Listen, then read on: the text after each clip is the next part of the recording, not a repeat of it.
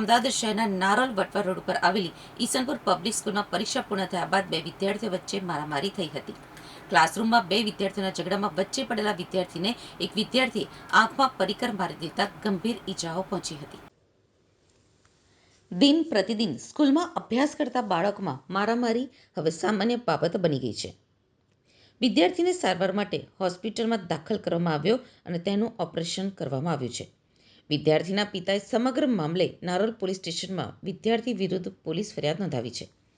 અમદાવાદના નારોલ વિસ્તારમાં 14 વર્ષીય સગીર તેના માતા પિતા સાથે રહે છે અને નારોલ વટવા રોડ ઉપર આવેલી મ્યુનિસિપલ કોર્પોરેશન સંચાલિત ઈસનપુર પબ્લિક સ્કૂલમાં ધોરણ 8માં અભ્યાસ કરે છે. 20મી એપ્રિલના રોજ સવારે વિદ્યાર્થી પરીક્ષા આપવા માટે સ્કૂલે ગયો હતો. 11:30 વાગ્યે પરીક્ષા પૂર્ણ થઈ હતી. તે દરમિયાન તેના એક મિત્રને અન્ય સાથી વિદ્યાર્થી સાથે બોલાચાલી થઈ હતી.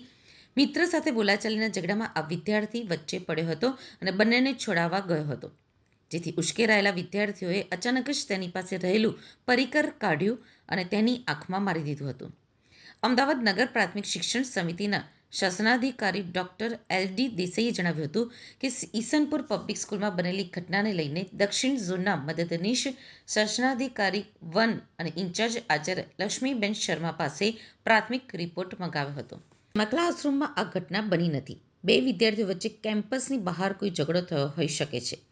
આંખમાં પરિકર જેવું સાધન મારવામાં આવ્યું હતું. આ સમગ્ર મામલે મદદનીશ શાસનાધિકારીને તપાસ સોંપવામાં આવી છે. નગર પ્રાથમિક શિક્ષણ સમિતિ અને પોલીસ તપાસમાં સમગ્ર હકીકત અને સત્ય બહાર આવશે. જે આજે એક એવી ઘટના બની છે ઈશનપુરમાં, જ્યાં પ્રાઇવેટ સ્કૂલમાં એક વિદ્યાર્થીએ બીજા વિદ્યાર્થીના આંખમાં પરિકર જેવી વસ્તુ કંઈક મારી છે ને વિદ્યાર્થીને કંઈ ઈજા થઈ છે આંખમાં.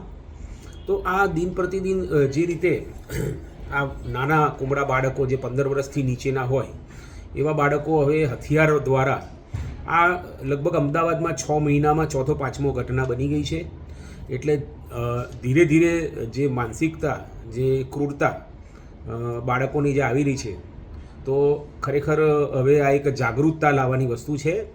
અને સ્કૂલોમાં બાળકોને આ ક્રૂરતા કેવી રીતે વધશે છે, માનસિકતા એની જે ક્રૂર જે બી બાળકોને હથિયાર મારવાની છે, નાનું હથિયાર મારવાની છે કે એકબીજા ઉપર હુમલો કરવાનું છે, તો આની પર ખરેખર વિદ્યાર્થીઓ, વાલીઓએ, શિક્ષકોએ, સમાજના જે જાગૃત નાગરિકો છે તેમણે હવે વિચારવાની જરૂર છે.